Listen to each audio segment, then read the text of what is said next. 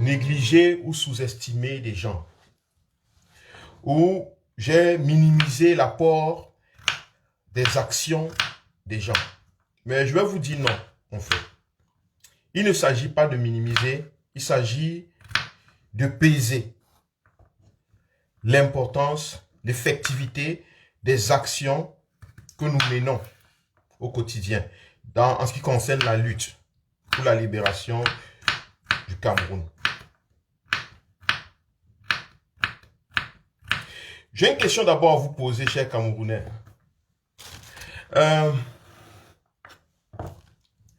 Vous avez un choix à faire entre deux voies. Menacer le régime, exposer le régime,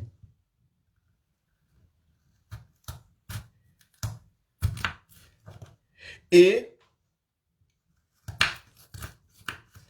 entretenir les victimes du régime. Entre menacer, exposer, mettre à nu le régime et entretenir les victimes du régime. Qu'est-ce qui pour vous, qu'est-ce qui selon vous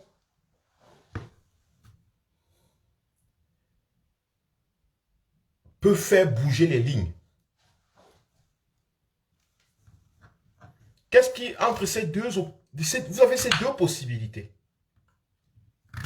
Selon vous, vous êtes des combattants, vous êtes des gens qui se battent et qui voulaient le changement. Qu'est-ce qui, entre ces deux, peut faire bouger les lignes? Non, je ne peux pas parler le gombo, j'ai aujourd'hui la sardine. Sardine avec les pâtes. Je vais sauter la sardine et les pâtes, les carottes et consorts, le persil, le poireau et ce genre de choses. Donc, c'est un peu ça. C'est ça que je mange aujourd'hui. Priez fortement pour moi que l'une de la sardine ne me noie pas.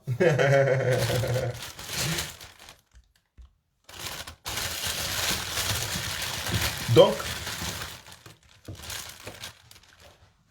je suis d'avis que nous ne savons pas combattre. Parce que le peuple camerounais, la majeure partie des jeunes Camerounais n'ont pas combattu. Les derniers combats, on peut les dater de peut-être 20 ans, où il y a eu quelques petits remous d'ici à là. Et les combats les plus virulents du peuple camerounais, on veut dire vraiment en tant qu'un peuple, en tant qu'un soulèvement populaire, on a tué les leaders. Hello! On a tué les leaders. Donc la majeure partie des jeunes Camerounais qui sont dans le combat actuellement, c'est des jeunes. Ce sont des gens de 30 ans, 20 ans, 40 ans, 35 ans. C'est des jeunes.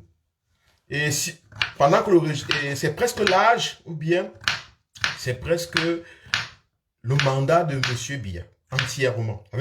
C'est les produits du régime Biya qui se battent contre le régime Biya actuellement. Ceux qui se battent sont en fait les enfants du régime Biya. C'est-à-dire, ils ne connaissent que Biya. Ils n'ont vécu qu'avec Biya. Et avec Biya, il n'y a pas eu de bataille. Vraiment, il n'y a pas eu de bataille pour le pouvoir. Des batailles acharnées comme celle depuis 2018. Donc, les enfants de Biya ne sont pas habitués au combat. Ils ne sont pas habitués aux luttes, aux révolutions. Quand je dis les enfants de Biya, je parle de nous tous. Qui bavardons dans les réseaux sociaux, qui exposons, qui voulons le changement. Nous ne sommes pas habitués au combat. Parce que Biya fait 40 ans au pouvoir, près de 38 ans, 39 ans au pouvoir. Et il était là. Pourtant, nous étions tous là. Donc, il faut d'abord qu'on reconnaisse que nous ne sommes pas habitués au combat. Donc, le combat, les luttes révolutionnaires, politiques ne sont pas nos luttes. Ce ne sont pas... Nous on se bagarre entre nous, entre hommes et femmes, entre Camerounais, entre frères. On se tire dessus, on se tape dessus, oui. Dans les rues, on s'insulte, oui. Ça, nous connaissons. Ça, nous sommes habitués à ça. À l'injure, nous sommes habitués à l'humiliation. Nous sommes habitués à la souffrance, nous sommes habitués aux pleurs, nous sommes habitués aux aides, nous sommes habitués à beaucoup d'autres choses, mais pas à la lutte. Donc, il est très difficile que nous soyons inspirés sur les moyens ou les combats, les moyens de lutte. Très, très difficile. Ça, il faut qu'on le reconnaisse. Et le président élu Maurice Kamto a dit que la lutte sera pacifique. Mais le problème est que, je ne sais pas si le président élu Maurice Kamto, quand il l'a dit pacifique, il a eu le temps. Est-ce qu'il a bien expliqué ce que c'est que le pacifisme? Parce que j'ai l'impression que les gens ont pris ça comme étant ne faisons rien. Devenons des petits anges, des petits dieux, des petits sauveurs, des gens au grand cœur. Et le Cameroun va changer. C'est vrai, l'amour change les gens. Mais je ne sais pas si l'aide a déjà changé les gens. Je ne sais pas si vous connaissez quelqu'un que vous avez aidé et qui a changé. Ou bien vous l'avez aidé à vouloir réaliser des choses, à vouloir changer sa vie, je ne sais pas quoi. Je ne sais pas si vous pouvez dire oui, j'ai aidé tel, ma famille, et la personne s'est mise debout, sa vie a changé. Et la personne est devenue prospère, la personne est devenue épanouie, s'est épanouie dans sa vie et tout au Cameroun et tout, je ne sais pas. Celui qui dit ça, c'est un menteur. Celui qui va le dire est un menteur.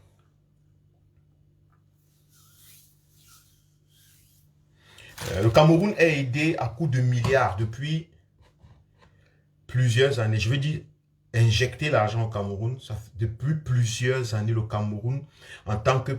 Le Cameroun s'est vanté même, en fait, le Cameroun a prié pour se classer dans la liste des pays très pauvres et très endettés. Pourquoi? Parce que ça rapportait des sous. Les organisations internationales de philanthropie ont investi. Parce qu'en Europe, il y a des gens qui ont tellement d'argent. L'Europe, l'Occident, ils ont tellement d'argent qu'ils culpabilisent. Parce qu'ils savent où cet argent est venu. La grande majorité savent que ça vient du pillage de l'Afrique. La grande majorité de ces gens savent. Alors, la culpabilité les pousse très souvent à donner un peu, à venir en aide. Disant qu'ils viennent en aide aux Africains. Mais depuis qu'ils viennent en aide aux Africains, les choses n'ont pas changé en Afrique. Les souffreteux ne font que être nombreux. La misère ne fait que ça. Plus la population augmente et moins les politiques produisent les richesses, plus la souffrance, la misère augmente. Et ça croît. Parce que si vous êtes dans des pays où le taux d'habitants augmente de manière exponentielle et le taux d'industrialisation, de création de richesses ne va pas à la même vitesse, automatiquement, ce déséquilibre crée ce qu'on appelle la pauvreté, la misère. Au Cameroun, je me rappelle quand j'y étais encore, nous étions quelques millions d'habitants. 2004, nous étions peut-être 18 millions, 20 millions, je ne sais pas. Aujourd'hui, nous sommes en train d'atteindre les 30 millions d'habitants. Mais est-ce que, en termes de création de richesse, il y a eu... Est-ce que la création de richesse a suivi? Non, ça n'a pas suivi. Il n'y a pas eu... Le nombre de têtes à nourrir ont augmenté. Ou bien a augmenté, pardon. Mais la capacité de les nourrir n'a pas augmenté. Forcément. Puisque le Cameroun n'est pas devenu industrialisé depuis. Le Cameroun ne produit pas en grande quantité. Le Cameroun ne fabrique pas. Le Cameroun ne produit pas sa propre richesse. Il ne transforme rien. Parce que la richesse naît de la transformation. On a gardé les Camerounais très longtemps dans le discours des richesses du sous-sol. Je vous ai montré des vidéos hier, des choses que je ne savais pas moi-même, que vous aussi vous ne saviez pas, qu'il y a des Camerounais qui vivent en brousse, dans les forêts équatoriales du Cameroun, qui sont en train de chercher l'or. Et ces Camerounais sont en train de chercher l'or. Écoutez très bien, ces Camerounais cherchent l'or. L'or c'est quelque chose de matériel. Ça veut dire que si tu fouilles, tu vas atteindre l'or. Mais quand vous écoutez ces Camerounais parler, ou bien vous voyez le fait qu'ils quittent des petits villages pour aller dans les forêts, pour aller chercher l'or, vous constatez dans leur langage que même l'or qu'ils doivent chercher, quelque chose d'objectif, de matériel, même l'or là, ils ont une approche subjective de ça. Ça veut dire, c'est la chance. Ce n'est pas sûr de trouver l'or. Dans un pays où on dit que le sous-sol est tellement riche.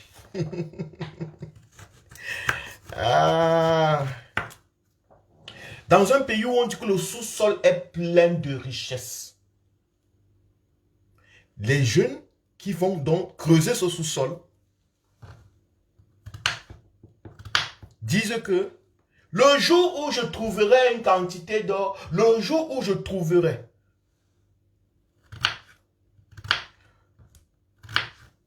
On a trompé les Camerounais en leur disant que leur richesse se trouve dans le sous-sol. Ça, c'est mon avis. Que leur richesse se trouve dans le sous-sol. Et les Camerounais se sont tous retournés, ils ont baissé la tête. Parce que lorsqu'on vous dit que votre richesse se trouve en bas, en général, vous baissez vos têtes. Ça veut dire que psychologiquement ou symboliquement, ça veut dire que vous descendez avec votre conscience. Votre regard n'est pas en haut. Votre regard est en bas. Vous donnez plus d'importance à ce qui est en bas. Maintenant, vous pouvez trouver de l'or. Ces jeunes Camerounais trouvent de l'or. Ils trouvent sûrement quelques pierres précieuses de quelques grammes. Après peut-être 5 ans, ils ont 20 grammes d'or ou de diamant. Mais l'or ou le diamant, prix brut du sol, n'a pas de valeur intrinsèque. Hormis le fait que tu as gratté avec tes ongles pour que ça sorte, c'est tout. Ce qui apporte la valeur ajoutée à l'or et au diamant, c'est le travail sur l'or et le diamant. Si on vous montre un morceau de diamant que quelqu'un, vous allez voir, allez peut-être en Afrique du Sud ou bien les pays où on creuse le diamant. Partout là, dans ces pays africains où les enfants, les populations sont simplement transformées à des rats. Elle dit que des gens qui creusent les trous pour vivre. Demandez-leur à quoi ressemble un diamant. Ils ne savent pas. Lorsqu'on leur présente ces diamants à la télé avec comment ça brille, ce n'est pas ça qu'ils voient. Le diamant ne brille pas comme ça quand tu le creuses. Quand un diamant sort, il ne brille pas comme ça. Il est tout sale, tout sombre, machin. C'est qu'il y a un travail. On le polit. On le transforme. Il y a un travail. Et ce travail-là, c'est ça qui crée la valeur ajoutée au diamant. Si tu vends simplement une pierre de diamant à quelqu'un d'1 gramme, ou disons d'1 gramme, disons, par exemple, tu vas le lui vendre peut-être à 50 cents. Peut-être voire même moins. Mais lorsqu'il aura poli, on aura transformé, on aura donné une forme, on aura ressorti toute sa beauté. Lorsque tout ce travail sera fait, il sera revendu sur les marchés internationaux 1000 fois le prix. Mais on a dit aux Africains, aux Camerounais que votre sous-sol est riche. Vous êtes riche parce que vous avez un sous-sol. Alors les Camerounais cherchent la richesse du sol. Leur conscience est en bas, au sol. Tout le monde regarde en bas. On va gratter comme des rats, on creuse. Ah, peut-être je vais trouver le diamant et l'or qu'on dit ici. Et ils cherchent comme ça là, eux-mêmes c'est encore dans leur tête. quelque chose d'objectif, ils sont comme dans la loterie. Tu vas aller, ouais, oui, je ne sais pas, si un jour je trouve un morceau, mais si le sol est plein de diamants, il n'y a pas de si un jour je trouve un gros morceau. Tu serais en train de trouver un gros morceau. Parce que ça ne suffit pas de creuser la terre. Il faut avoir la connaissance. Le diamant n'est pas partout. L'or en quantité n'est pas partout. Il faut savoir où ça se trouve. Voilà pourquoi les gens qui vous laissent creuser le sol, ils vous donnent les endroits où ils savent qu'il n'y a rien là-bas. Mais ça occupe les jeunes Camerounais, les jeunes Africains, où ils ont déjà étudié, parce que c'est la tête qui étudie. Ils ont déjà bien étudié. Alors, là-bas, vous allez voir, ils viennent avec des grosses machines. Et ils creusent abondamment et très rapidement, ils prennent des grosses quantités. Parce qu'ils ont étudié. Pour étudier, il faut qu'on dise aux Camerounais que le plus important, c'est what you have in your brain. Ce que tu as dans ton cerveau. Ce n'est pas ce qui est dans ta tête. C'est le cerveau, c'est ce que nous avons dans notre tête qui est important. Ce n'est pas ce qui est sous notre sol. Ce qui est sous notre sol n'est pas important. Mais on nous a trompés comme ça. On nous a trompés que c'est ce qui est sous notre sol qui est important. Non. Oh, Monsieur Biya est sorti il y a quelques années. Retourner à la terre, que la jeunesse, la terre ne trompe pas, la terre ne trompe pas. Mais la terre trompe. Les Camerounais sont en majorité des cultivateurs. C'est des sociétés agricoles. C'est des sociétés agricoles. Les Camerounais ont toujours creusé la terre pour manger. Mais quand vous regardez les Camerounais, est-ce que vous voyez qu'ils n'ont pas été trompés par la terre quelque part? Oui, la terre trompe. Mais on nous a dit que la terre ne trompe pas. La terre trompe. Pour que la terre ne te trompe pas, il faut que tu aies les connaissances. Il faut que tu aies l'intelligence que tu ajoutes à la terre. Ici en Occident, ils n'ont pas d'espace pour nourrir, ils n'ont même pas de terre. Mais ils ont l'autosuffisance alimentaire. Vous ne vous posez pas la question comment? Des gens qui n'ont pas de terre, aller en Suisse, en Norvège, ça ne produit pas. Mais ils ont ce qu'on appelle l'autosuffisance alimentaire. On gaspille ici incroyablement. Parce que l'homme a pensé, ok, je n'ai pas de terre, j'ai un petit espace. Comment maximiser les ressources que j'ai? Comment les transformer? Comment créer de nouvelles ressources à partir des ressources basiques que j'ai? Minéral, sous-sol, le peu que j'ai, comment créer? C'est la terre qui fait ça. Ce n'est pas la terre. La terre ne fait pas ça.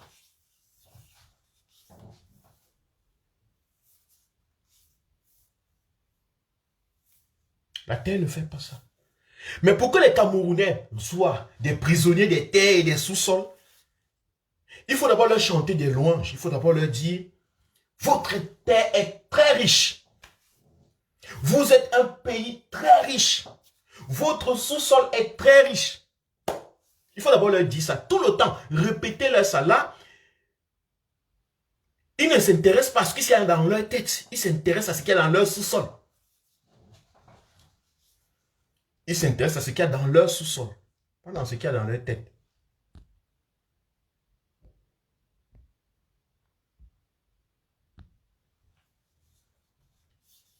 Vous comprenez? C'est comme ça qu'on détourne les gens.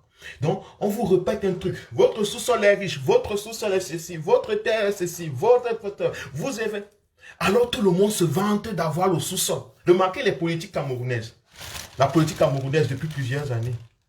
On ne vous parle que du sous-sol. Le pétrole, on fait la guerre, pourquoi? Le sous-sol. Personne ne pense à aller au-delà du sous-sol. Personne ne pense à se libérer même de l'emprise de la terre. Parce que chaque fois que le sous-sol devient très important, les gens nous tiennent en captivité. Les gens nous tiennent en captivité parce qu'on donne tellement d'importance à la terre et non à la tête, et non à l'éducation, et non à l'intelligence, à la terre et non à la tête. Les Camerounais sont enterrés dans leur terre. Le pays est pris en otage parce que même les politiques camerounaises ne sont que focalisées sur la terre.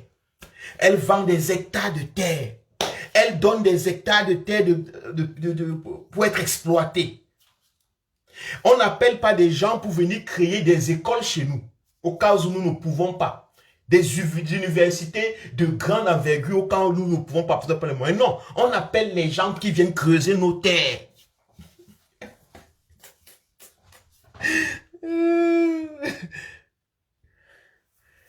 On appelle les gens qui viennent creuser nos terres. Parce que c'est tout ce qu'on a. Nous sommes les gens de la terre. Les gens enterrés. Pas les gens du ciel. Pas les gens de la tête. Pas les gens de ceux qui sont en haut. De ceux qui sont en haut, c'est ceux qui sont en bas. Fium, fium, ça file vers le bas.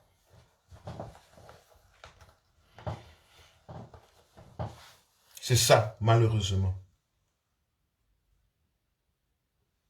Je le dis pour que nous sortons de l'emprisonnement dans lequel on nous a mis. Cette prison, ces murs, ces bastilles qui peuplent nos têtes.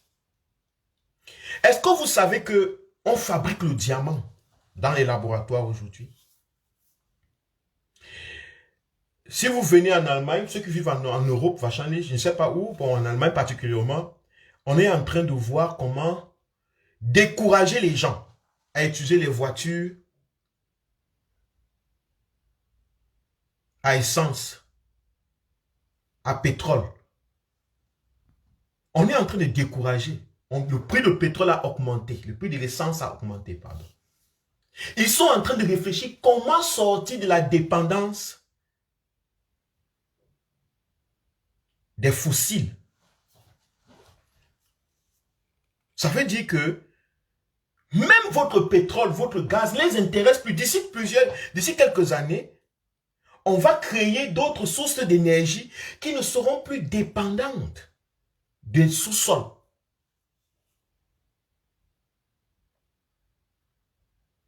On fabrique le diamant. Bonsoir, Victoire. On fabrique le diamant dans des laboratoires aujourd'hui.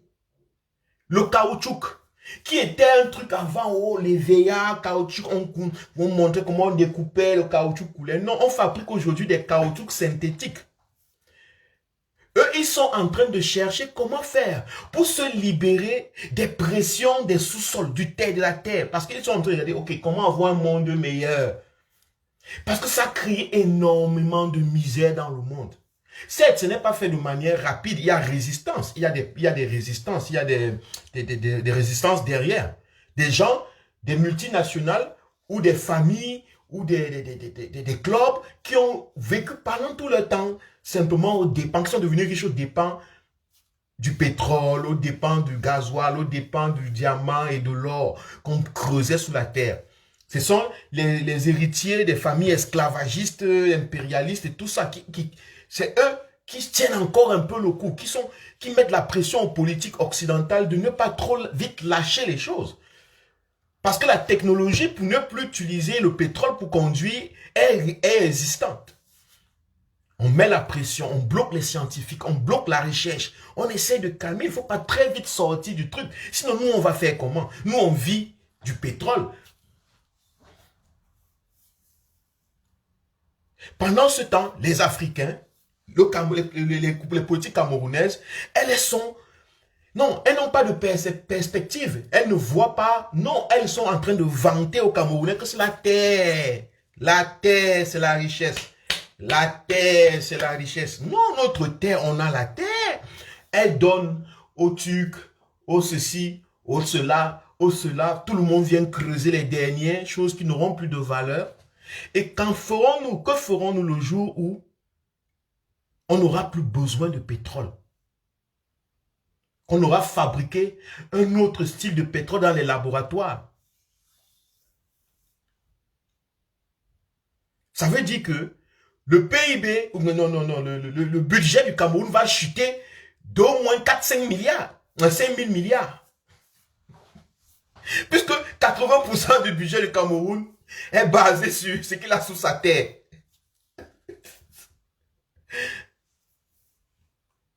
Ça veut dire que le Cameroun n'a pas de vision. Actuellement, le Cameroun ne sait pas s'il va vivre dans 25 ans ou 50 ans. À l'allure. Mais les politiciens ne vous disent pas. Les politiciens ne vous disent pas que... Ils ne vous parlent pas de ça. On ne sait même pas si le Cameroun pourra vivre dans 50 ans, pour être existant en tant qu'un pays ou une nation. Parce que jusqu'à présent, au moins 50% des revenus du PIB du Cameroun ou bien du budget du Cameroun est basé sur les produits du sous-sol. Pendant que les Occidentaux sont en train de voir comment se libérer, parce que c'est eux qui achètent ces produits, nous on ne transforme pas. Nous on ne transforme pas.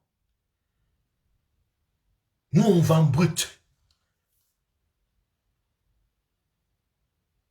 Eux ils sont en train de voir comment se libérer de ça. Il y a des politiques. Guy, je ne peux pas. Guy Rosselin, excuse-moi honnêtement, je ne prends plus les gens. Pourquoi? Parce que chaque fois que je prends les gens, mon live se gâte. Je ne sais pas, il y a un problème de son, de voix et j'ai décidé de ne plus prendre les gens. Tu peux commenter, je vais lire le commentaire, on peut continuer. Si tu as peut-être quelque chose à dire, tu fais un live, Guy, s'il te plaît. Tu fais un live et puis bon, tu dis ce que tu as à dire. Là, ça peut même permettre que tout le monde puisse s'exprimer. Ok? Donc, c'est un peu ça. Ils sont en train de vouloir se libérer des produits du sous-sol pendant que nous sommes en train de dire aux populations camerounaises que non, baissez vos têtes. La terre ne trompe pas. La terre ne trompe pas. Comme il y a 150 ans. Oui, la terre ne trompait pas il y a 150 années, 200 années. Nos ancêtres étaient combien premièrement? Et il n'y avait pas l'intention de nourrir tout un peuple. C'était simplement, tu fais le champ pour ta femme, tes enfants, et ça va. Ça ne pouvait pas te tromper. Ça ne pouvait pas te tromper. Ça ne pouvait pas te tromper.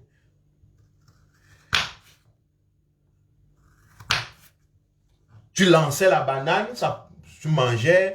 Est-ce qu'aujourd'hui au Cameroun, vous pouvez dire que vous pouvez facilement lancer le truc, ça germe et puis vous mangez, vous vivez de ça? Non. Vous pouvez me avoir 10 hectares de terre, vous faites la tomate, ça pourrit tout. Ça sort, mais ça pourrit tout. Parce qu'il ne suffit plus que la terre produise. Dans le temps moderne, ça ne suffit plus simplement d'être produit. Il faut avoir les moyens de transport, de conservation, de transformation. C'est ça le temps moderne. Voilà pourquoi les Camerounais ont un problème d'alimentation. Il y a des millions de Camerounais qui vivent, qui restent, qui ne mangent pas, qui ont des problèmes de manger 3 fois la journée. Ce n'est pas parce que la terre ne produit pas. Non, c'est parce qu'il n'y a pas la tête qui transforme les produits de la terre. Donc il n'y a pas de plus-value, il n'y a pas de création de richesse. Le nombre de Camerounais augmente parce que les Camerounais meurent moins des maladies tropicales grâce au vaccin, à l'évolution scientifique et tout. Le niveau de vie ou bien l'espérance de vie a augmenté. Donc ça veut dire que beaucoup de gens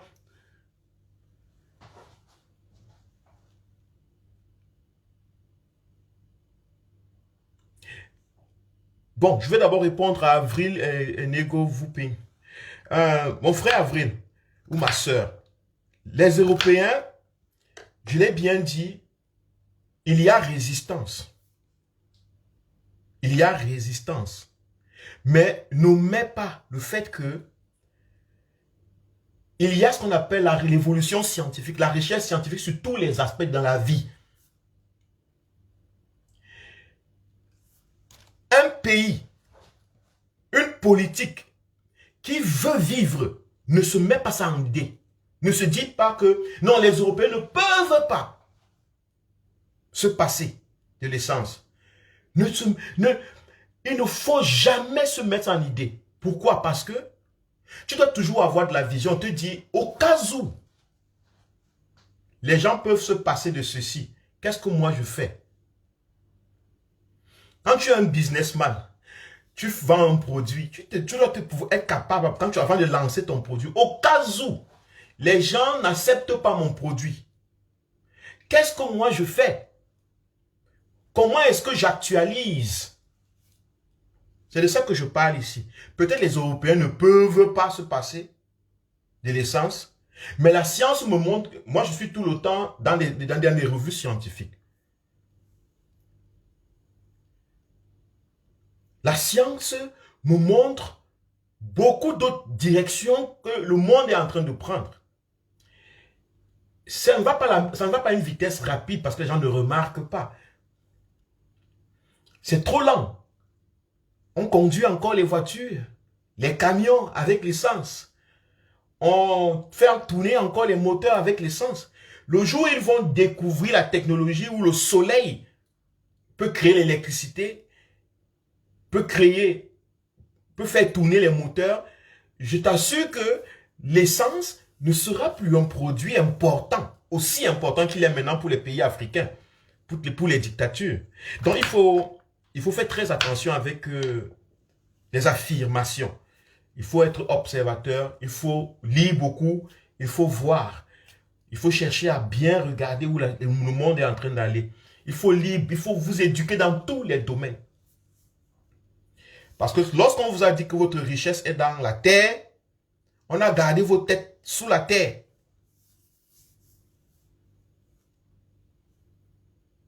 On a gardé vos têtes sous la terre. Et depuis que nos têtes sont sous la terre, nous sommes pauvres. Très, très pauvres. Donc, voilà où le Cameroun est en train de partir. C'est que le Cameroun ne sait pas. Les politiques ne savent pas. Je vous dis que si on annonce maintenant que l'essence ou bien le pétrole ne sera plus une source, n'est plus une source d'énergie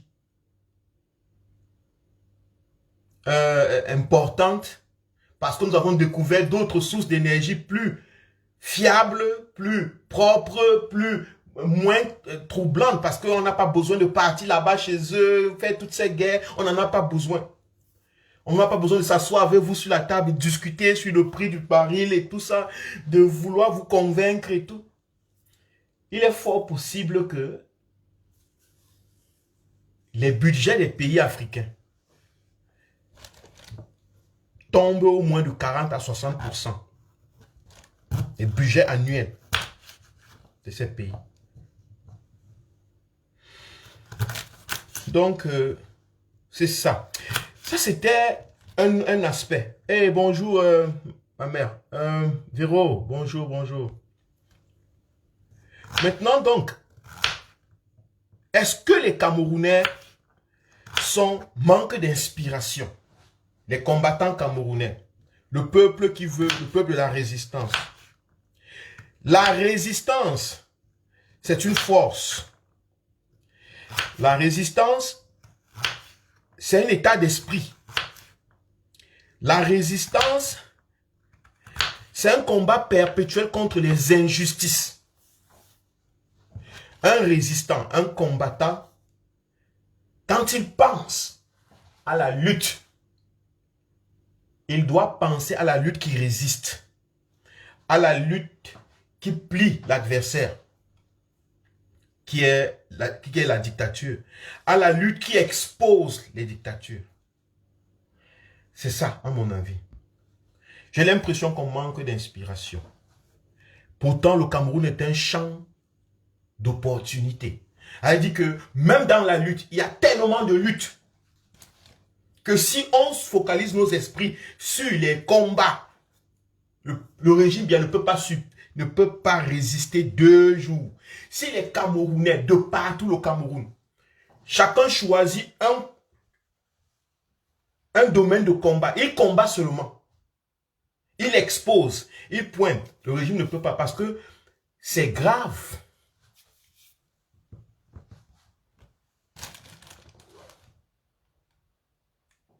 Bantou dit que l'Occident a besoin du pétrole pour avoir du chauffage dans leur maison en hiver. Ici, en Allemagne, il y a ce qu'on appelle euh, le Fenverme. Fenverme, c'est une technologie qui est sortie, ça fait déjà près de 15 à 20 ans, ou 25 ans en Europe, et en Allemagne particulièrement. C'est les industries, les grandes industries, qui pompent de l'eau chaude, qui utilisent de l'eau. Écoutez très bien, ce n'est pas le pétrole. Elles utilisent l'eau à des pressions énormes. Donc, ça veut dire à des températures énormes. Et elles vendent cette eau aux États, oui, à l'État ou bien au gouvernement de la ville, à la mairie et consorts. Et cette eau est pompée dans des tuyaux. Et cette eau chauffe. Et c'est cette eau-là qui chauffe les maisons. Ce n'est pas le pétrole.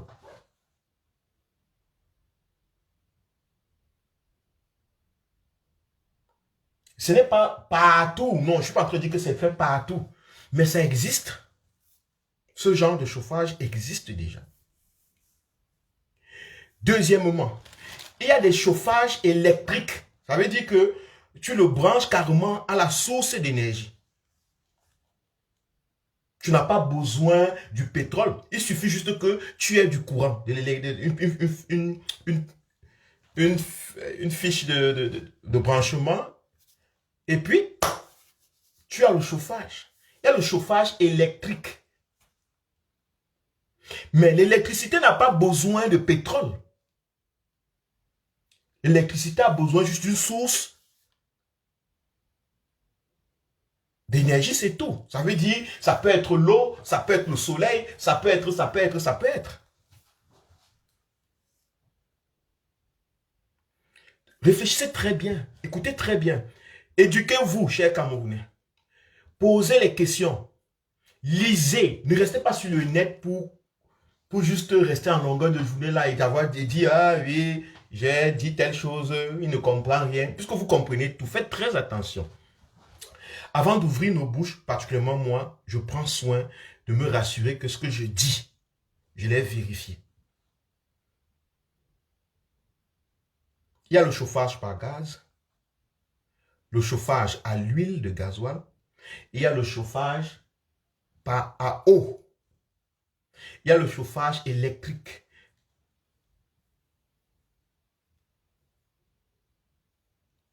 Astrid Koulak dit, ils ont besoin de ce cas de notre uranium. Non! Ils avaient besoin de l'uranium. Parce qu'ils n'avaient pas découvert d'autres possibilités de création d'énergie. En ce moment, ils sont en train de faire des recherches pour pouvoir fabriquer. D'ailleurs, on vous a parlé de ça. Le jeune Camerounais est dans le même plan, dans le même projet. Pour pouvoir capter l'énergie, créer un soleil artificiel.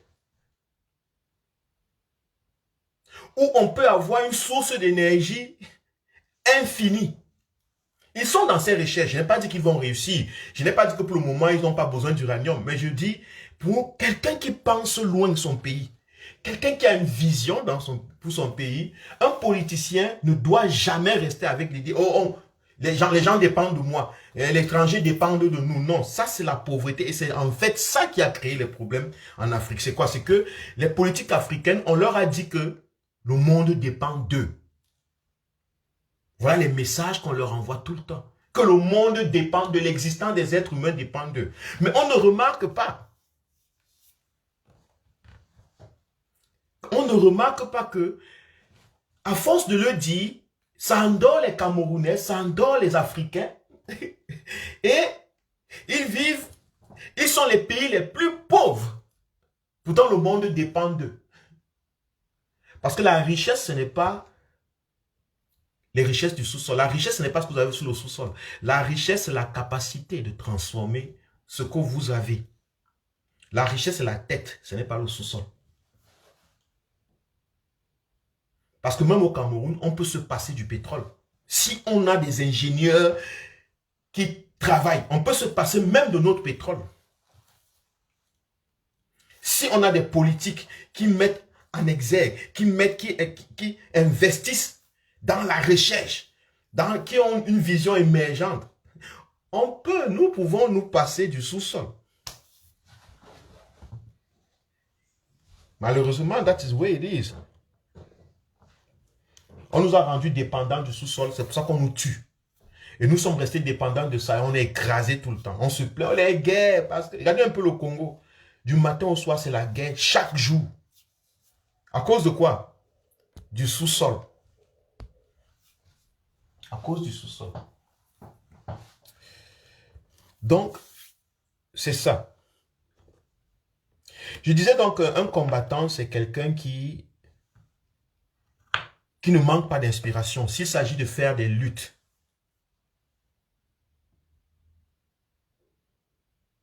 s'il s'agit de lutter, un combattant ne manque pas d'inspiration. Il y a toujours... Le Cameroun, en fait, c'est vierge dans les luttes de libération. C'est un pays vierge. C'est un pays vierge.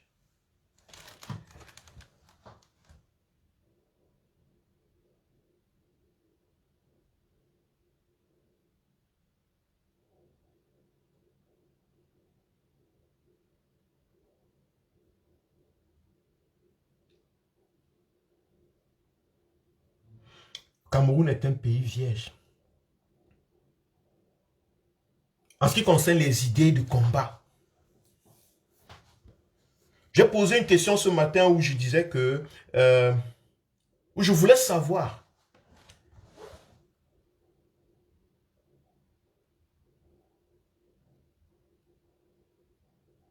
je voudrais savoir quel est le lien qui existe entre les geôliers du Cameroun, qui détiennent des Camerounais de manière illégitime, illégale, arbitraire dans leur prison, les dons, ça veut dire les aides et les distributeurs de ces dons. Je pose la question parce que je voulais comprendre sincèrement comment est-ce que ce système fonctionne. Ce n'était pas pour condamner quelqu'un sur quoi que ce soit. Je m'en beurre, je m'en moque éperdument de ce que chacun fait. Chacun sait, chacun a les raisons, chacun a des motivations personnelles, pourquoi il fait telle chose, telle chose, telle chose. Donc, je ne reste pas là et dire que je vais gâter tel business, je vais casser tel business. Non, ça ne m'intéresse pas. Telle affaire, je veux... Non, non, non. Je veux que nous réfléchissions ensemble, que nous regardons, que nous comprenions le Cameroun. Nous sommes dans une dictature. Nous avons face à nous des gens qui veulent se perpétrer au pouvoir, qui veulent y rester par tous les moyens, par tous styles de moyens les plus violents possibles. Alors je me questionne. Un régime qui emprisonne les Camerounais de manière arbitraire, les violente. Quand vous entrez en prison à Yaoundé ou au Cameroun, on vous retire tout, téléphone, tout, on vous retire tout. On vous retire même votre liberté. De toute façon, quand on vous attrape de manière arbitraire, c'est qu'on vous retire votre liberté objective, donc la liberté de tourner, de traîner, de sortir, d'entrer. On vous fait donc ça. Mais lorsque vous êtes dans la prison, on vous permet tout. Le même régime qui est capable de vous retirer de vos enfants, de vos femmes, de vous casser la tête, de vous plier, de vous détruire, de vous casser un bras, de vous casser des testicules, le même régime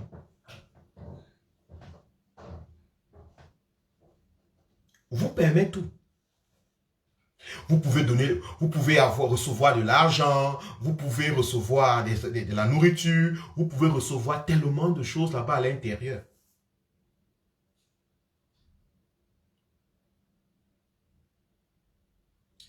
Est-ce que ce n'est pas suspect quelque part? Est-ce que ça ne vous remet pas en question? Est-ce que quelque part, il n'y a pas un sentiment de révolte? Des gens vous retirent la liberté de manière arbitraire. Les gens vous retirent la liberté. Ils vous retirent quand vous entrez en prison. Ils prennent tout. Ça veut dire que ils ne veulent même pas que vous ayez l'occasion là-bas d'être épanoui d'une manière ou d'une autre. Si vous avez de l'argent, on prend tout. C'est ce que les prisonniers qui sortent des prisons racontent. On a suivi des commentaires, des reportages où des gens racontent qu'on leur retire tout, on prend leur argent, dans un milieu, le milieu carcéral, il n'y a pas de loyauté, il n'y a pas de dignité. Les militaires vous prennent tout. Et puis, lorsque vous êtes un prisonnier politique, ça veut dire que vous avez marché pour Kamto, vous avez marché à cause de Kamto, vous êtes sorti, vous avez dit Paul doit partir. Ça veut dire qu'on veut vraiment vous écraser.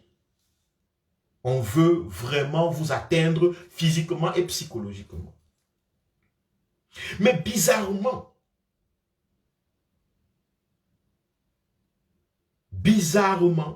lorsque vous êtes entré à l'intérieur, on vous permet tout. Tu veux un matelas, tu vas dormir. L'État ne vous donne rien, mais tu veux le matelas, tu vas dormir. Il n'y a pas de souci. On vend le matelas dehors à l'entrée de la prison.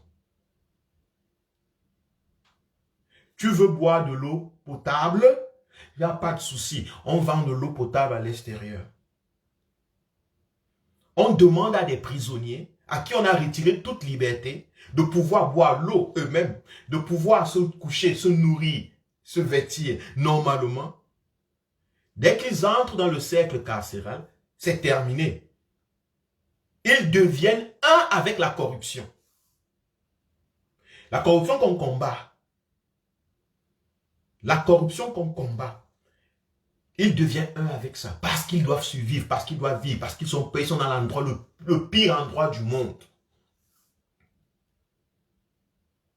Ils sont dans l'endroit, ils sont dans le pire endroit du monde. Alors moi, je me questionne.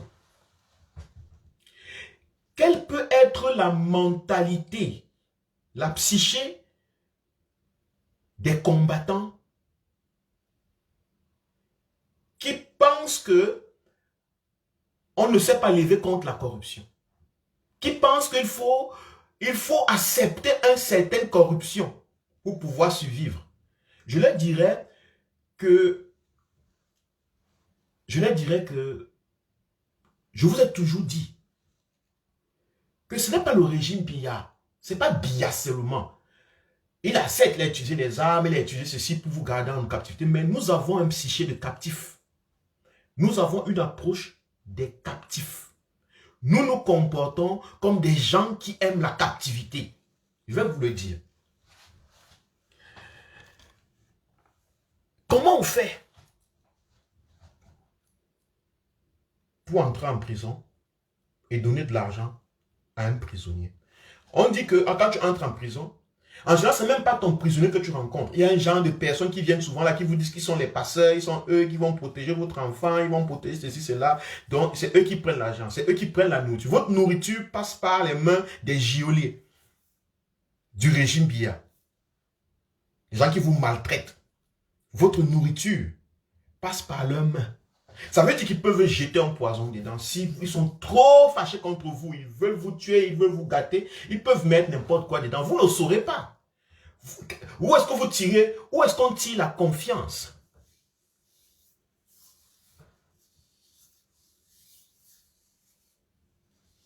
Où est-ce que vous tirez la confiance à ces anciens prisonniers, à ces anciens...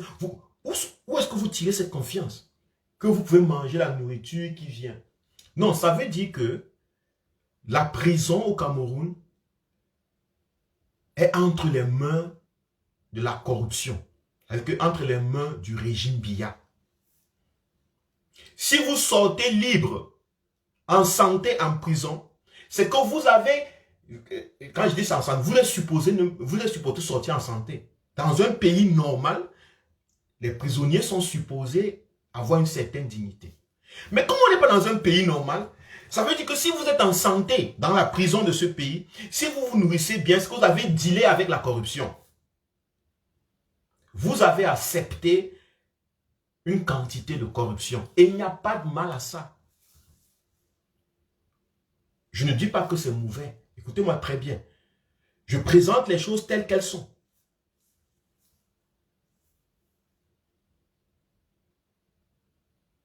Si vous avez bien où dormir, dans un endroit où on dit que les gens n'ont pas où dormir, ça veut dire que vous avez payé à Biya quelque chose.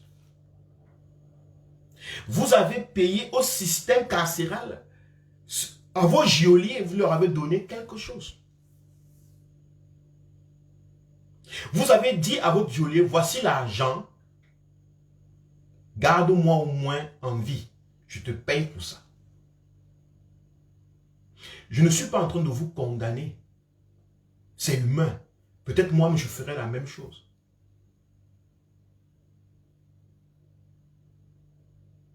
Je suis simplement en train de présenter notre humanité.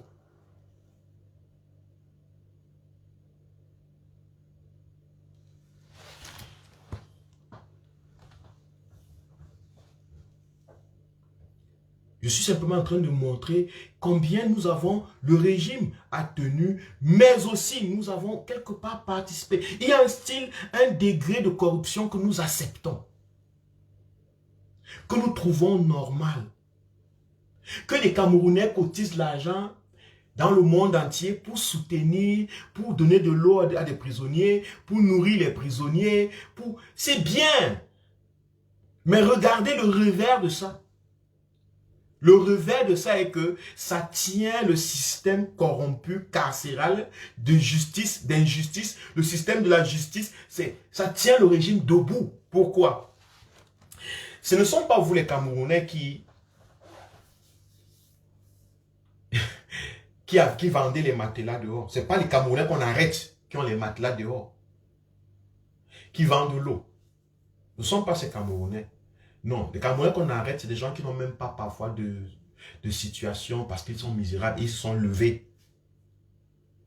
Mais il y a quelqu'un qui a l'eau dehors. C'est la personne qui a l'eau dehors où vous partez acheter l'eau. C'est quelqu'un dont le régime a permis qu'il fasse ce business parce que c'est comme ça marche au Cameroun. Vous ne venez pas vous placer là devant la porte, vous vendez l'eau, les matelas, sans que la place là ne soit monnayée ou bien sans que vous ayez un accord avec le système carcéral, avec la police, avec la gendarmerie, avec le régime BIA, pour avoir cette place primordiale. Parce qu'il y a dans ces prisons plus de personnes que la prison peut contenir. Donc il y a un marché qui naît. Ça veut dire que ceux qui vendent les matelas dehors, c'est des Camerounais qui veulent gagner leur vie, mais ils gagnent leur vie au dépens de la corruption. Imaginez-vous que tous les Camerounais dans la prison commencent à voir des matelas que le régime, que les politiques donnent des matelas à tous les prisonniers, que les prisons ne sont plus bondées. Leur business va s'éteindre. Ils vont chercher maintenant quoi d'autre faire. Ça veut dire que eux aussi, de manière inconsciente, il faut que ça continue. Le business qu'il y a dans l'intérieur des prisons doit continuer à l'extérieur. À prison, il n'y a pas d'eau potable. Ça veut dire que ceux qui vendent les bouteilles Tanguy, les bouteilles de ceci et de quoi autour des prisons, ou bien je ne sais pas où vous achetez, surtout ceux qui sont autour des prisons, parce que les gens aussi ont soif au village, hein, donc c'est pas forcément, je suis pas en train de dire que tout le monde qui vend l'eau est corrompu, c'est pas ce que je dis. Je dis ceux qui sont autour des prisons et qui vivent du business de la prison, sont dans le système. Ça veut dire que ce sont des gens qui cautionnent une partie de la corruption du système, qui trouvent que c'est mieux on le fait comme ça. Si on veut continuer à vivre, mieux on fait comme ça. Parce que les gens ne sont pas prêts à mourir. Ce ne sont pas des combattants qui sont prêts à mourir. Donc, en fait, ils tiennent encore à la vie, ce qui est normal. C'est les Camerounais qui tiennent à la vie. Je disais donc tout à l'heure que il y a eu un lancement de lutte ou de revendication. Je veux ma carte nationale d'identité. Je veux ma carte nationale d'identité. Les gens ont trouvé une raison. Je vous ai dit que le Cameroun est vierge en termes de lutte. Donc, les méthodes de lutte, les raisons pour lutter sont incommensurables. Ça commence à finir par... Il n'y a pas. C'est beaucoup, c'est beaucoup, c'est beaucoup. Ça veut dire que les gens se sont levés pour dire ma carte d'identité, on veut la carte d'identité. Ça veut dire que les Camerounais étaient concernés, ils ont vu que c'était un problème. Moi, je vous pose donc la question, vous combattants, vous militants, est-ce que vous ne voyez pas que la situation carcérale, du système carcéral au Cameroun peut être un moyen de combat, ça peut être un moyen de lutte? Est-ce que vous ne voyez pas que au lieu de passer le temps à vouloir nourrir les prisonniers, leur donner de l'eau, leur machin, mais vous pouvez sortir avec des pancartes et partir devant ces prisons avec des pancartes et en groupe mobiliser des jeunes pour que vous présentez qu'on veut de l'eau potable pour les prisonniers, on veut des matelas de vie pour les prisonniers. Ça peut être une raison de lutte. Pourquoi vous choisissez simplement le chemin d'entretenir les prisonniers, de les apporter de l'aide, le chemin facile, le chemin le plus aisé, qui dérange moins le régime, où vous n'avez pas de problème. Le régime n'a pas de problème parce que vous achetez de l'eau, du matelas et que vous donnez de l'argent, vous nourrissez. Il n'a pas de problème. De toute façon, ce n'est pas lui qui est chargé de ça. Il n'a pas de pression. Et deuxièmement, il gagne de l'argent. Tous ces milices, tous ces militaires, ces gendarmes, ces gardiens se font des sous énormes. Et vous-même qui partez tout le temps, vous devenez leurs amis. Ça devient normal de venir chaque jeudi, chaque vendredi, avec des tas de bouteilles d'eau, des tas de nourriture, et vous envoyez à l'intérieur, et on fait les photos, on a réussi ceci, on a donné ceci, c'est beau. Mais en termes, dès que vous êtes dans l'angle de la lutte, dès que votre conscience est axée sur la libération, en général, vous avez une autre façon d'approcher les choses. Est-ce qu'on veut vraiment se libérer? Je dis que la situation des prisonniers au Cameroun devait être une raison de soulèvement des combattants, et plus même, ceux qui étaient déjà en prison et qui sont sortis, devraient normalement dire, voici une lutte, parce que j'ai vécu ça, parce que je sais comment c'est dur, que c'est pas normal, c'est inhumain. On s'engage tous à revendiquer un meilleur statut pour les prisonniers. Ça peut commencer par là. Non, c'est pas ça qu'on fait. C'est pas ça qu'on fait, non. On laisse les prisonniers, on laisse ce statut. On investit beaucoup plus dans leur soutien. On veut créer des gens qui vivent bien dans les prisons du Cameroun. C'est-à-dire qu'on veut créer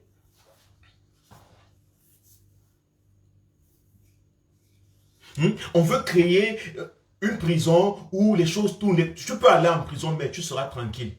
Dans la dictature, tu peux aller en prison, nous on va prendre soin de toi. Tu vois, tu vas avoir de quoi manger. Ce n'est pas le régime qui va te donner. Ce n'est pas le gouvernement qui va prendre. Le gouvernement n'a pas besoin de faire ça. Nous, on va faire ça pour toi. On ne va jamais changer les choses comme ça. On ne change pas les choses parce qu'on aide les gens. Honnêtement, ce n'est pas comme ça qu'on va changer les choses. Vous pouvez aider, vous pouvez donner, vous pouvez apporter votre plus, c'est bien. Mais ajoutez à vos plus des combats. Parce que la révolution, c'est le combat. La révolution, c'est la lutte. C'est l'exposition du régime.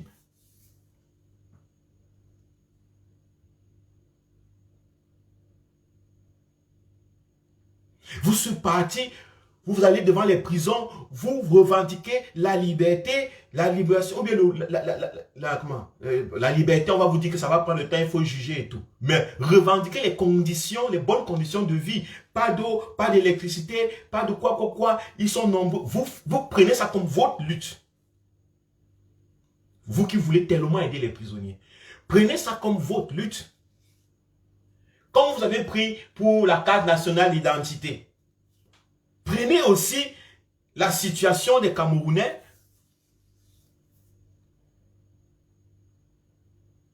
dans les prisons comme étant une raison, une lutte.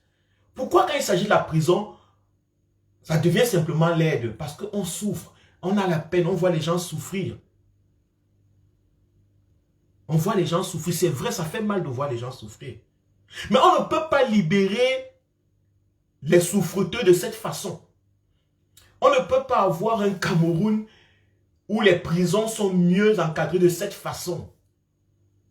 Ce qui va se passer, c'est quoi? C'est que ça va devenir un cercle vicieux. Ça va devenir un business pour le régime, bien ancré. Ça veut dire que vous allez chercher les prisonniers, vous venez les mettre, vous allez attraper des gens dans la rue, il suffit que quelqu'un dise qu'il a touché le MRC, on l'attrape. On va dans un carrefour, on attrape des gens, on les met à l'intérieur, on demande la liste, tu es de où? MRC, bam, on met dans les réseaux sociaux, MRC est en prison, les politiciens sont en prison, et c'est terminé. Et maintenant, le régime attend.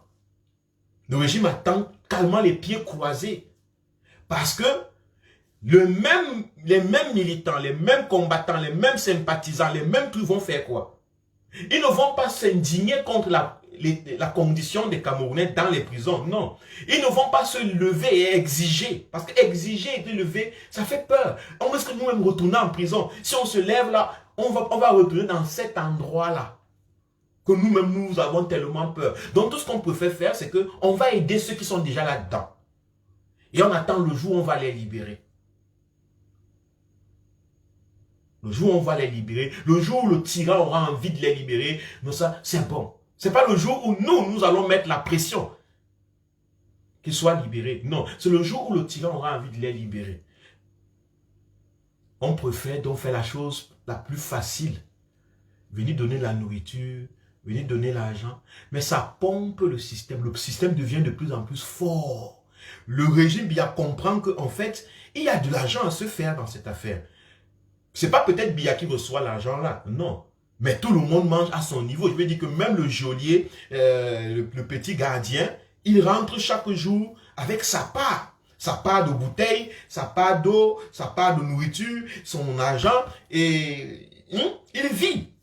Tant qu'il y a les prisonniers politiques, il va vivre. Il le sait déjà. Que tant que les gens sont prisonniers politiques, lui, il va vivre. Il vit du fait qu'il y a des prisonniers politiques. Parce qu'il y a des combattants politiques qui trouvent que le travail à faire, c'est d'entretenir les prisonniers politiques.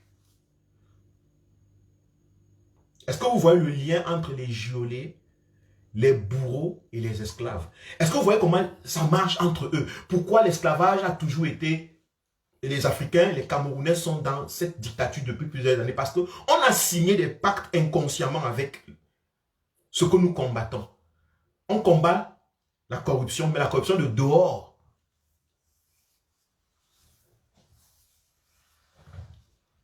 On combat, c'est pas comme ça. Donc, quand on va au bureau et on nous demande 10 000 francs à ajouter au truc, parfois on ne combat pas, on reste tranquille, on met les 10 000 francs, on part. On dit c'est le pays, on va faire comment? On ne peut plus vivre avec le on va faire comment? Il faut que les Camerounais comprennent que chaque petite injustice doit être une raison de soulèvement populaire. Ça doit être une raison d'indignation. Chaque petite injustice qui est faite au Cameroun doit être un champ d'action. Ça doit être une possibilité, une opportunité. Si on veut gagner cette lutte, il faut que ce soit ça. Si on veut entretenir le régime, faisons autre chose. Faisons autre chose. Faisons autre chose. Si on veut entretenir le régime, continuons à faire ce qu'on fait là. Où on est tout le temps en train de faire des appels à ceci pour les cotisations. Ce n'est pas que les gens qui disent que les appels, c'est pas qu'on n'a pas de l'argent à vous donner. Mais on ne trouve pas le bon sens. Dans un contexte de lutte, on ne trouve pas le bon sens dans ça. C'est tout.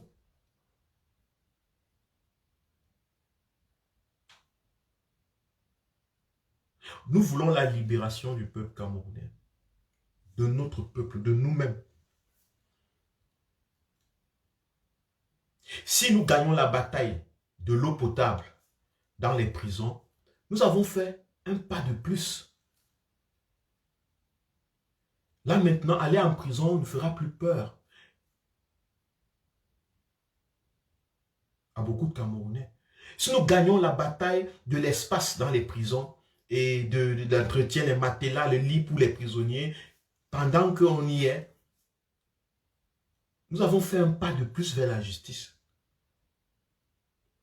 Vous ne voyez pas?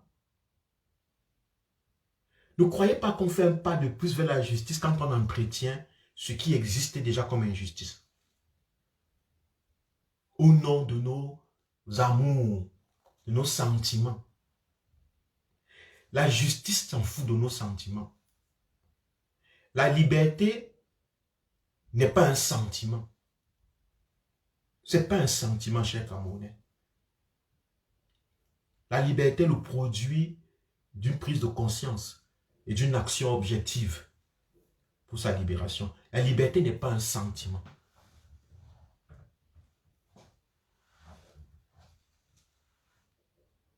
Chers Camerounais, comprenez ça. Si vous voulez qu'on se libère, laissez les sentiments Soyez objectifs. Quand un Camerounais entre en prison de manière injuste, notre travail, c'est de réclamer la justice. Et s'il n'y a pas de justice, c'est de mettre la pression qu'il y ait justice. Notre travail, ce n'est pas de l'entretenir en prison. Pour que le jour où l'injuste, le gouvernement injuste, va par pitié le mettre dehors, nous allons commencer à vouloir nous arroger des fleurs. C'est nous qui l'avons libéré. Ce n'est pas nous qui l'avons libéré.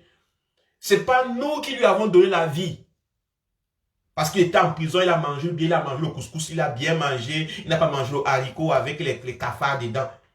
Alors, c'est nous qui l'avons sauvé. Non, un homme n'est pas libre parce qu'il ne mange pas les cafards. Un homme libre, c'est un homme qui peut manger les cafards et être OK. Parce que c'est son choix de manger les cafards. Un homme libre, ce n'est pas quelqu'un qui ne mange pas les cafards. Parce que tu peux être dans une prison. Si tu es libre dans ta tête, même les cafards, ce n'est pas un problème pour toi. Puisque de toute façon, tu as déjà dépassé la mort. En fait, la mort ne te fait pas peur. Si tu te lances dans des combats pour le changement, la mort n'est pas un problème. Je ne dis pas que tu dois toi-même courir dans les prisons, te faire arrêter. Ce n'est pas ce que je dis. Mais ce n'est pas l'état d'esprit que tu as, même lorsque tu es jeté en prison. Si on peut prendre ça à cœur, ce que je dis, si on peut réfléchir, si on peut honnêtement faire cette introspection, je pense que notre lutte va prendre une autre tournure. Le Cameroun va aller en feu dans les luttes et les revendications. C'est qu'il y a des choses que nous avons pris comme des luttes qui sont seulement faites pour lutter et des choses qui sont faites pour l'église, pour la religion, pour le bon cœur. C'est-à-dire qu'on préfère faire les choses du bon cœur. La lutte est trop dure. La lutte, si je me lève contre le régime là, devant Kondengui, ils vont venir directement, ils vont me mettre en Kondengui. Je ne veux pas entrer là-bas. C'est tellement terrible. Si j'entre là-bas, ma vie est gâchée. Et vous voulez que les Camerounais adhèrent au combat. Vous voulez que les Camerounais adhèrent à l'idée de changement. Si vous leur faites tellement peur de la prison comme vous faites là. Parce que lorsque vous donnez l'impression que en prison, c'est la mort. Je vous assure, qui veut vraiment s'accrocher à cette idée? Dès qu'il entre en prison, oh non, il faut le sortir, il faut le sauver. On doit pointer les véritables problèmes. L'État doit jouer son devoir, son rôle. L'État, s'il ne joue pas son rôle, il y a Anne qui dit que tu parles d'un monde qui n'est pas un monde idéal. Non, non, non, non, non. Non, non. Anne-Marie, je connais le monde idéal. Je connais que tout le monde qui est aujourd'hui a été d'abord un idéal hier. Donc, je n'ai pas un problème. Il ne faut pas avoir un problème avec les mondes idéaux. Avec les mondes idéaux, si on peut le dire. Il ne faut pas avoir un problème avec le monde qu'on veut créer. Vous ne pensez pas que si vous ne parlez pas d'un monde idéal, alors votre monde va changer. Non. Il faut avoir l'idéal et combattre pour ça. Il se battre pour atteindre l'idéal. C'est ça. Je suis en train de dire que je comprends le fait que nous sommes dans un pays où il n'y a pas de justice. Mais combattons l'injustice. Combattons-la vraiment. N'entretenons pas l'injustice en espérant qu'en entretenant l'injustice, on aura un monde nouveau qui viendra. Un Cameroun nouveau. Non, ça ne viendra pas. Je dis que ça ne viendra pas tant qu'on ne prend pas conscience. Ça, c'est moi qui vous dis, ça ne viendra pas. Bon, moi-même, qui suis-je? Quand je dis c'est moi qui vous dis, est-ce que je suis votre père? Est-ce que je suis votre Dieu? Et tout ça. Donc, ne prenez pas ça au sérieux quand je dis c'est moi qui vous dis. C'est juste que je suis passionné quand je parle. C'est des choses qui me tiennent à cœur. Tous les mondes, la justice qu'il y a en Europe, dans les prisons, l'entretien des prisonniers, ça n'a jamais été... C'était pas le premier jour que c'était comme ça. Il y a eu des luttes pour que la dignité de l'être humain soit prise en compte. Il y a eu des luttes sérieuses. Les gens ne se sont pas contentés simplement d'accepter le système parce qu'en fait, ce n'est pas un monde idéal. Non, on doit pouvoir utiliser les opportunités de lutte. Et le Cameroun est riche en opportunités de lutte. Le Cameroun est en construction. On n'a même pas encore le Cameroun. On est au début. Il y a l'espace pour bagarrer, pour avoir des raisons pourquoi un peuple doit se lever. Dans tous les domaines de la société. Donc, ne ratons pas ces opportunités pour en faire des pierres d'achoppement. Ne ratons pas ces pieds d'escale pour en faire des pierres d'achoppement. Non, profitons, regardons très bien. Là, si on veut sauver les prisonniers, si on n'est pas d'accord avec la situation des prisonniers, notre lutte doit être axée dans la revendication d'une justice, de l'eau, de l'électricité, ou bien quoi pour ces prisonniers. Et je pense que c'est même une lutte qui va sûrement assembler beaucoup de gens. Parce qu'il y a beaucoup de prisonniers là qui n'ont rien à voir, mais qui vivent les mêmes problèmes et qui vont vous comprendre mieux. Parce que sans vous partez donner de l'eau à vos prisonniers particuliers, en général, vous créez la jalousie. Vous croyez que vous voulez montrer que c'est important. Non, mais vous créez plutôt la jalousie.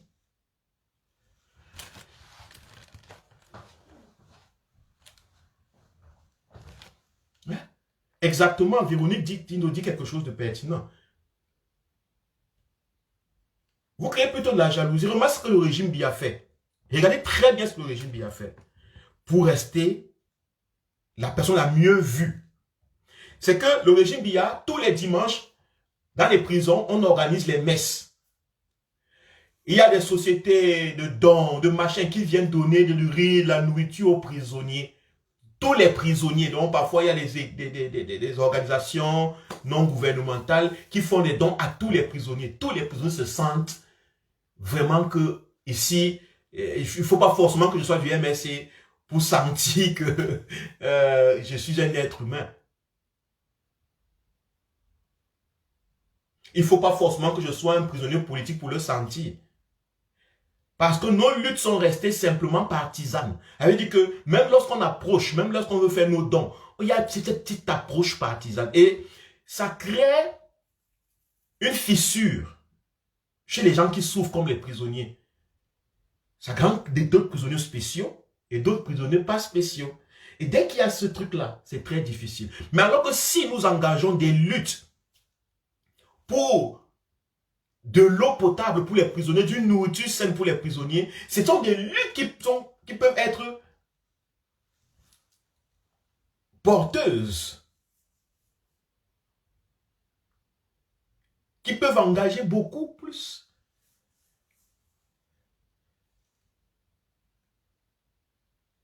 C'est ma vision des choses. C'est n'entretenons pas la dictature. J'ai l'impression qu'on l'entretient. Parce que nous n'avons pas peut-être d'expérience des luttes. Nous sommes très mous, dans le sens où nous avons beaucoup peur, à mon avis. Nous avons peur de nous engager dans les luttes. Nous choisissons beaucoup plus les voies les plus agréables, confortables. C'est confortable de nourrir un prisonnier et de ne pas être soi-même en prison. C'est très confortable. Ça, c'est normal. Je veux dire, c'est confortable d'être assis chez soi, de partir dans un PayPal ou dans un Western Union ou dans je ne sais pas quoi et faire un don de 100 euros, 200 euros, 1000 euros pour soutenir les prisonniers politiques. C'est confortable. Mais ce n'est pas révolutionnaire. Remettons-nous en question. Voulons-nous révolutionner le Cameroun ou nous voulons le confort? Si nous voulons le confort, je ne sais pas pourquoi on supporte, on trouve que les ambassoniens ont raison, les anglophones qui ont pris les armes ont raison. Ils ont choisi une voie qui n'est pas confortable. Elle n'est pas confortable. La guerre n'est pas confortable, mais ils ont pensé qu'on ne peut pas simplement vivre de confort. On ne peut pas changer les choses dans le confort. Et l'appel de Maurice Kamto à une lutte pacifique, ce n'était pas de rester là. Ne croyez pas que la lutte pacifique est confortable. Non, la lutte pacifique, c'est l'inconfort. Il faut qu'on soit tout le temps dans l'inconfort, nous-mêmes. Qu'on soit prêt, qu'on sera tout le temps inconfortable. Quand Maurice Kamto va au nord, il sait qu'on peut l'arrêter, on peut le tuer. Il y a eu des tentatives. Mais s'il se garde dans le confort, s'il a peur que ça arrive mal, il ne va pas se balader avec le jeune homme de Mamadou Mota comme ça. Il ne va pas lui-même souffrir tout le temps comme ça. Donc il faut comprendre qu'on ne peut pas changer les choses avec des idées confortables. soyons des gens qui luttent. Ça veut dire que luttons avec nos moyens. Nous luttons avec nos moyens. Que chaque situation au Cameroun soit une raison de lutte. De toute façon, le Cameroun est une raison de lutte dans tous les domaines. Donc, on dit carte d'identité, qu'on engage, qu'on modifie, qu'on mobilise les jeunes, qu'on parle, qu'on fasse des lives dessus. Il faut que tout le monde ait la carte d'identité. Pas que ça fasse 2 jours, ça passe à la télé, ça passe à Equinox et c'est terminé. Et on ne parle plus de carte d'identité. On n'a rien fait et puis c'est terminé parce que c'est pas important. Ou alors on va prisonnier, on va donner les aides, c'est terminé. Non, il faut que la prison, la gérance ou bien la vie des prisonniers soit un sujet de lutte. Parce que notre lutte aussi, c'est une lutte pour la justice, pour les droits de l'homme. Il ne suffit pas simplement de mettre les noms des prisonniers qui sont en prison, que le régime y a arrêté. Non, ça ne suffit pas. C'est un aspect.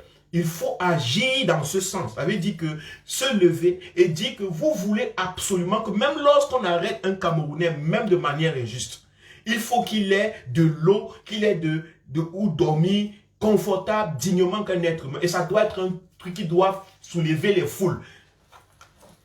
Ce n'est pas seulement Maurice Kamto qui doit soulever les foules. Et Maurice Kamto, le président, lui dit que chacun fasse sa part. Ça veut dire que si c'est que les foules se soulèvent à cause des cartes d'identité, c'est un combat, c'est une lutte. Et ça peut porter des fruits, ça peut avoir des ramifications dans la résistance et dans la révolution, dans le changement du Cameroun. Si c'est que les gens se lèvent parce qu'ils ont chacun d'entre eux une famille, un membre de famille, un frère, une sœur en prison, c'est une lutte. Ça peut créer, ça peut avoir des ramifications inconnues, invisibles dans la résistance du peuple camerounais. Donc, moi, je pense que c'est ça.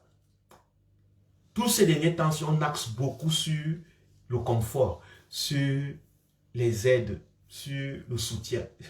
On ne parle plus. Même les combattants qui parlent du changement, qui parlaient du changement avant, je ne les vois plus. Ils ne parlent plus du changement avec cette ardeur. Il n'y a plus de raisons de lutte.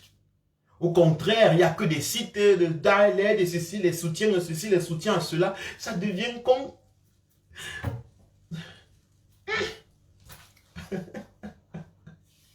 ça sonne...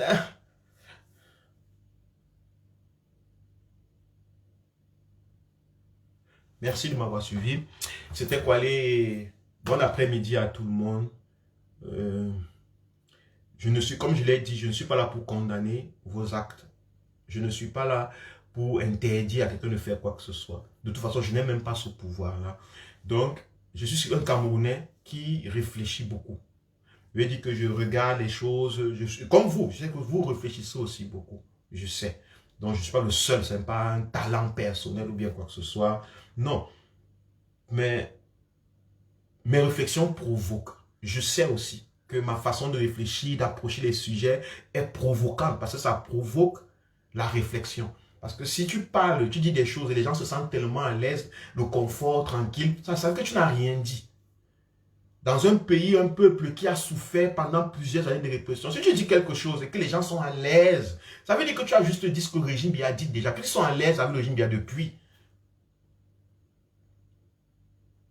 Ils sont à l'aise avec le régime. Remarquez bien les opposants politiques qui disent aux Camerounais ce qui arrange, qui gardent les Camerounais tranquilles, à l'aise. Remarquez qu'ils ne font pas mouche, ils ne sont pas un problème. C'est Maurice Kamto qui vient, qui parle les choses, qui ne gardent pas les gens à l'aise, qui bousculent les mentalités, qui bousculent les habitudes politiques, qui bousculent. Et c'est ça qui crée donc la dynamique.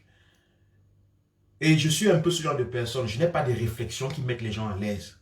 Parce que l'intelligence fonctionne seulement quand on n'est pas à l'aise. L'intelligence ne fonctionne. L'intelligence s'endort quand on devient confortable. Imaginez, remarquez que quand vous êtes confortable sur votre sofa de 200 000 €, dans vos voitures et dans vos belles maisons, en général, vous tombez dans ce... Vous dormez, une belle couverture, bien tranquille. Le confort endort l'intelligence. Le confort. Donc tout ce que je fais, tout ce que je parle, c'est pour créer pour nous sortir de notre confort. Parce qu'il n'y a que les zones inconfortables qui gardent les gens éveillés et intelligents. L'intelligence est active lorsque il n'y a pas de confort. lorsque on recherche les solutions, lorsque il y a appel à la transformation, il y a intelligence, il y a vie, il y a changement possible. Mais si on est là, daratata,